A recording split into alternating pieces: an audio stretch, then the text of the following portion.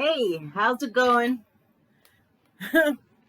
Here is my YouTube disclaimer and some information about today's piece, which is, in case you didn't see that, the Netflix original Kate from 2021.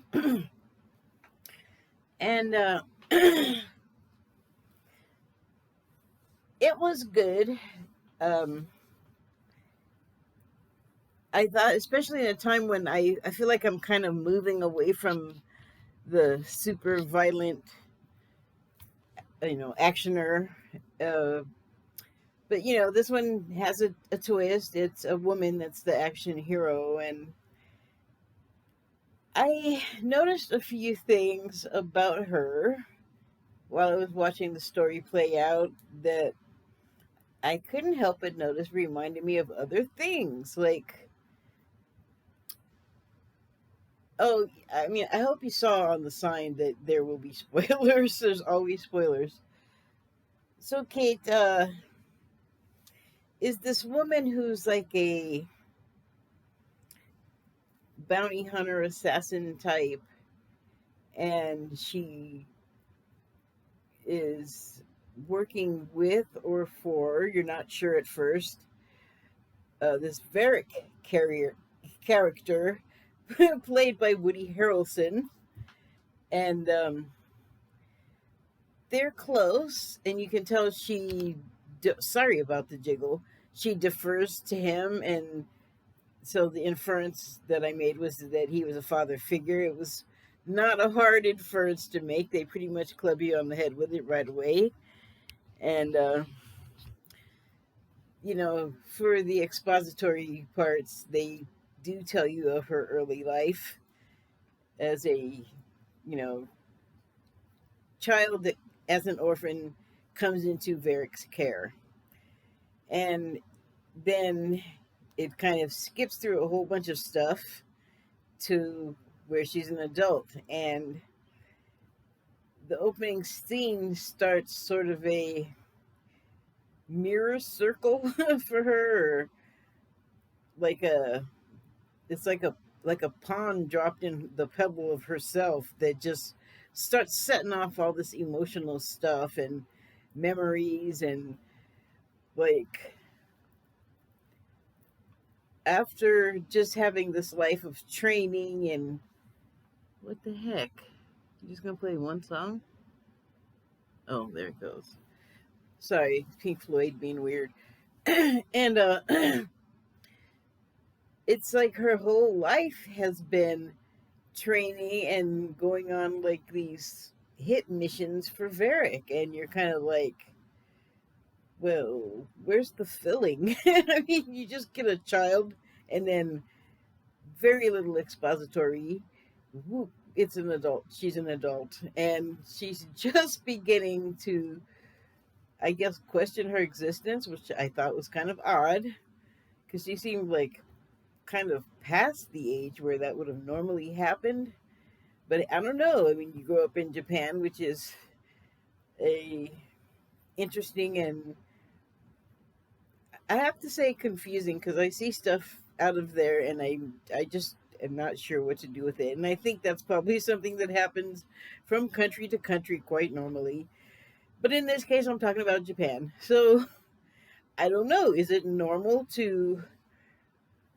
I mean, she knows how to read and stuff, so she can, I hope, reason, and she's good at her job, so she's she's like tactical Barbie or something. It's like, where is the woman of Kate? Is what I was thinking after a while. But anyway, that's just me. I tend to become a little hypercritical when I pokey the smart. I think everyone understands what happens when you indulge in that cannabis business. It can make you look. It'll make you like stuff you normally wouldn't like. Like, there's nothing wrong with the Grateful Dead. Their style of music it's fine, but it's just never really been my cup of tea. But if you get me stoned, I'm like all into it. It's the weirdest thing. And then also, the other way is you could be watching some show that you even totally like, but you find yourself picking it apart and just merciless. So it was sort of midway between those two states of mind. But I did wonder, like, where is the person of this person? But what they, I felt like the superficial presentation was kind of where it left, and left off from where, like, you know, backstory or things that would make you care about this person, more. Oh, it wasn't really that type of movie, but it did have that element because there was so much like emotional stuff, like heartache and betrayal and like loyalty, like akin to love. But I think when you've never experienced love, like she wakes up one day, Kate does, and decides that she wants to be a mother, it's like that seemed to me like kind of a leap. I mean, we do have these built-in like mother systems hardwired into us women, but I mean, it was kind of hard to believe, and I know it wasn't real. I know she's not a real person, but I mean, you got to suspend reality pretty much watching any movie. But this was ridiculous. I mean, ridiculous, but still enjoyable. I mean, again, that was me like kind of picking it apart. It's not meant to be that kind of movie, really. It's just supposed to like come at you, and you're supposed to just experience it and just be like a whole sensory thing, like not a whole philosophical excursion. So, um, Kate, like just has like an awakening one day, um, and it's when she decides that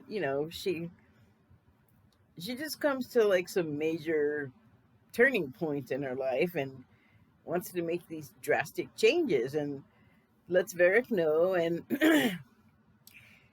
my thought, even at that very beginning point, was he ain't gonna like this and he's not gonna let it slide. That she wants to suddenly become this totally human person with dimension. And I thought this was, I thought it was just weird that every time she talked about like going to like going from this bounty hunter machine killing life to being a mother, like just bam, straight to mother, and like no talk of a partner, husband, wife, nor do you ever hear of anything in her life that makes you think that she's had a relationship with anything other than Varric and whatever you call those poles with the wooden sticks sticking out that they do all their chopping exercises on for the martial arts. Ooh, I just sounded so old. Where's the clicker? But anyway, it was like, okay, well, when did she have time to flirt or to even learn how to flirt? And there's like all of the men that she talks to, or she's just like, there's no chemistry. So maybe she's the other way. Maybe she's a homosexual woman, which is fine. But you don't even get like an inkling of that. Not even like not a scent, like not a sign on the trail. She's just a bot. She's just a tactical fembot or something. So yeah, that I just thought that was weird that they left that out. But I started to say this earlier, what they did spend a bunch of time on, they being the screenwriter, was how much I kept seeing her as Ripley from Alien, just like from like the way she was clad, kind of scantily, at most times. Not like in her underwear, but she didn't have on like a full shirt. I don't think much. And she just sometimes in the act of like whatever the running, the violence, the fighting, whatever it was, she would get these looks, like expressions, like Ripley, I remember from Alien, all of them. And once I noticed that, I really started paying attention to it. It was like, okay, like the hair and the clothes, different enough, but alike enough too. Different enough that you could get away with saying that's not what they were doing, but alike enough for you to say that's was definitely what they were doing. And the other thing is her hair. Um, at whatever length, because she cuts it at one point in there, and at whatever length she does it, she looks like some version of Ripley.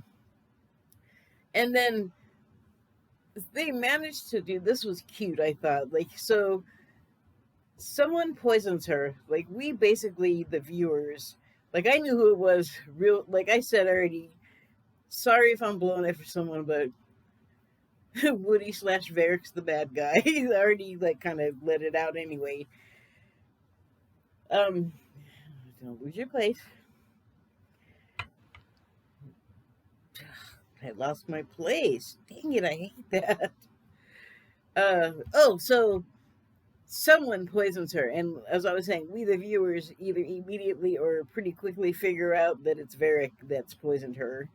Who else? Like I said, who else has been in her life? Sounds like nobody, nothing. Like maybe some of the other thugs. Like I think I'm not really sure after the whole thing mixed up toward the end which henchman worked for who. But there was a couple of them that were like the main henchmen guys, and they were like Renji and Shinzo, and it could have been either one of those. I'm just not sure who worked for who because at the end it just got. They weren't like high fo- high focus characters at any time anyway. They were like completely bit players, but they were in a lot of the fights, and there was a lot of fights. Um, but I mean, those were the people. Those were the other people that they showed you her interacting with, and like I said, there was like no creamy filling in the middle of her life from orphan to adult. Um, and it also like they just didn't really give her much of a like I don't know the name of what you would call like I guess an attraction of any kind except for the little girl, and it's not that kind of thing with her, but it's just like it's the most emotional give and take that's not a transaction like it was between her and Varric. Even though she may have thought it wasn't, he absolutely knew it was because she was his tool. She was his object to deploy, you know. And I think that she, in her loyalty, may have mistaken that for love, may have thought it went both ways. And he certainly valued her because she made him money and made him look good, I'm sure. And I think I may be guessing about this, but I'm pretty sure in Japan the men are like pretty macho and they like their women, you know, not beating the crap out of them. Probably. I'm not going to say that the women are all meek and shy because that's not the case, but they are different from like American women, or I think they're different from like women from any other country I can think of, except for maybe another Asian country. They're just more subdued and not necessarily submissive, just subdued. And I'm sure some of them are badass, as they say. Whenever I hear badass, I just think somebody's got stomach flu. I'm sorry. But anyway, um, so she, like, Kate, when she finally meets this girl who also is an orphan, and she and Varric are directly responsible for that being the case. And the little girl doesn't know it at first, but I gotta say, she's much savvier, much like social, socially adept, much more socially adept than Kate seems to be. Kate just seems to be growls and aggression and snarls, and plus she's dying and in pain, so she's like a wounded animal most of the time. But she still again, like Ripley, who, where does she have time to socialize between like cryo sleeps and alien fighting and more cryo sleeping? Like, she has relationships with cats, is the most you know about her, right? And so, oh, I almost forgot what I was saying before. So, this is what I thought was so cute with the Ripley definite homage. Like, the dude has it, he likes the alien stuff, particularly Ripley, or he's got something going about Sigourney Weaver, which is, I love Sigourney Weaver. I think she's awesome in Alien, and pretty much like she was great in Avatar. But anyway, what I thought was cute, since this guy seems to have a thing for the Ripley, is that in Alien, Ripley's always shiny with sweat, and her hair is like a little wet strings trying to stick to her forehead, and that, like she's in someplace damp and humid. Which, if you've seen those movies, I'm actually talking about the first one, Alien, the original one, where they first come across them, or at least these people first come across them, because the alien, the xenomorph lore has, well, there's lore, so whole other thing. Don't want to get mixed up in that. But as far as the passengers on the Nostromo are concerned, they've never heard of such a thing, and they go exploring. I don't want to go into the whole plot of that, but they go exploring and they find some of the alien eggs and trigger them into hatching, and then next thing you know, they're in the ship. And when they do board the ship, they kind of take over the climate control, and they need it to be hot and damp, like a tropical forest or something. And so then the humans on the ship, this is like a total different thing. Like, it's a lot. It's a lot of moisture on the skin type deal. But from then on, wherever Ripley is on a ship where there's aliens, or xenomorphs rather, she's sweaty. She's got a shine. She's all a shine, a glow. Oh, that's confusing. But she's always shiny and she always looks like moist. And they managed to come up with a way for Kate to also mostly be shiny and a little sweaty, slimy, and moist all the time, too. And that's because she's poisoned with the super poison. Like, I don't know if they thought they were trying to, like, kill an enemy's, like, grain fields for 3,000 years or whatever it is. They gave her a crazy poison. And also, she was like the Mercury Terminator from Terminator 2, the T-1000. Uh, she was just unstoppable. Like, whatever was in those shots, it was like Captain America fluid or something, because I mean, the way they described it, she should not have been able to run around and move around as much as she did and fight and see. And I mean, she had a little organ damage, but I think that from their description, they think they might have made up too strong a poison for the amount of mobility that she was able to have for so long.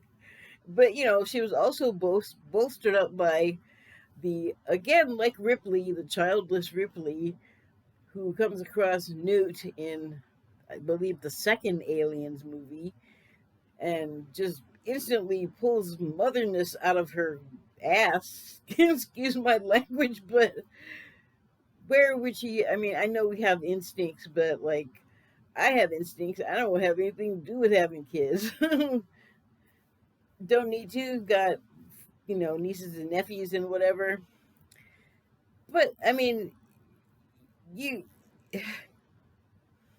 she just like flipped like a coin from Ripley, the robotic killing machine woman, another tactical fembot basically, into like super mama for Newt, and with the what do you call those things? The forklift, the bipedal forklift. Ah. The bipedal forklift thing. Oh my god. Like it came from deep. But from deep where? She never had it before, to my knowledge. So again, like Ripley, Kate in this movie, she's like very dying. you know, like it's ridiculous after a while, but she's very dying, and she just keeps powering through like unstoppable. And um, for this girl, for this kid, like for herself, she wants her revenge, but for a lot of reasons, she needs to do this also for this girl because she feels responsible for her, even though she didn't, even though she waited a few years to go see about her and start feeling so responsible. Okay, I'm done. I'm done messing with him. The screenwriter was uh, Umair Aleem. So I believe it was Umair first name Aleem last name. And as best as I can tell, that is a gentleman, which it would explain a lot about the missing parts of the woman, because it sounds like he has no frame of reference, which I think is funny because a couple of weeks ago, see this all this stuff just comes streaming in at the right time, but to culminate at the right time. A couple of weeks ago, I'm reading or watching some. Yeah, I was watching like a clip show, and they were talking about when they were trying to write for Mila Kunis on Family Guy. It was like it's a bunch of young dudes that have like no frame of reference. So what they decided to do instead of giving her any character dimensions was just make it shut up Meg and crap on Meg and all of that weirdness, which is funny in that context. But so anyway, I just thought it was funny that you know they just were like, we're just gonna toss some coins for how we're going to deal with writing for a woman. And it kind of seemed like that's what happened with the like missing the middle part of the Kate character, like the filling. He just kind of seemed like he didn't know what to do, but he really like admired the Ripley model. It just kept coming up over and over, little things that I could liken to Ripley, and it was just nothing wrong with it. Um, like I said, I was particularly skeptical at the time, or critical, not skeptical. To to to conclude, to make the fini, uh, it was good. Like if you want something quick and exciting to fill up an hour, you know, 1.75 hour, then there you go. If you're not all ridiculous like me and sit there thinking about it too hard, it's really good. If you're into that kind of thing, you know, uh, I'm getting less and less into the gratuitous violence type stuff just for the sake of it. If it's like a Deadpool, I'm watching it because, pardon my language, but that shit was funny. And so yeah, I mean, it's a good movie. Listen to me or don't. Like I never listen to critics. I just like to talk. Oh, I'm trying to be done. I'm not done. I want to talk about Woody. Whoa, I want to talk about Woody Harrelson in a good way. Ever since he was on Cheers, I just really loved Woody Harrelson. He was so good, and I just like whatever he's like in real life, like as a person, well, however he is in his personal life. Don't need to know. Don't really care. The vibe I get off of him as an actor has always been affable, friendly, good, nice, funny. And then when you see him interviewed, he really seems to have a lot of those qualities in reality. So I feel pretty good about him as an actor. I'd like to watch him be an actor. I enjoy that. Does that make sense? Okay, so I also recently saw an interview that he did or read one. I get confused. I read stuff, I watch stuff, it all just kind of comes in. So whatever, I intook this interview with him. And the thing that really stuck out for me, because I think I didn't read all of it, I think I read the middle of it. Anyway, was that he was saying that he was really unhappy playing this one villain character, and I've always had a really hard time buying him as a villain. He, I think, was talking about the character he. Gosh, I don't know. I was gonna say I think he was talking about the character he played in the Hunger Games, but I didn't really. I only watched like 20 minutes of it. Like I just thought it was so bad. I couldn't. But I did see like quite a bit of his character's appearance and thought, is he? I thought he might have been the villain. He was just kind of a jerk though, and there was like it also seemed from the commercials like Stanley Tucci could have been the villain. I don't know. I guess I gotta like just bite the bullet and watch it and see what's what. But anyway, Harrelson was saying that he didn't like playing this villain, and I'm not sure because I didn't read the whole article. I totally admit if he just said that he didn't like playing that one villain or that he didn't like playing villains. A lot of people like playing villains. Just, well, I don't know. Read an interview of an actor that plays a villain. That's usually what they say, that they enjoy it. It's fun. I'm sure it's therapeutic. Um, but again, I find it really hard to buy Harrelson as a villain, except for Solo, which his character was Barrett. Sorry, Barrett in Solo. The reason why I could buy him as a villain was, yes, he was treacherous, but it was the part where he ends up getting burnt to death himself, thinking he's going to get everybody, and that is not what happens. So, yeah, that was a good one of a villain because he was fallible. Because he was fallible. Okay, now I'm done. Thank you and good night. Oh, how do you turn this puppy off?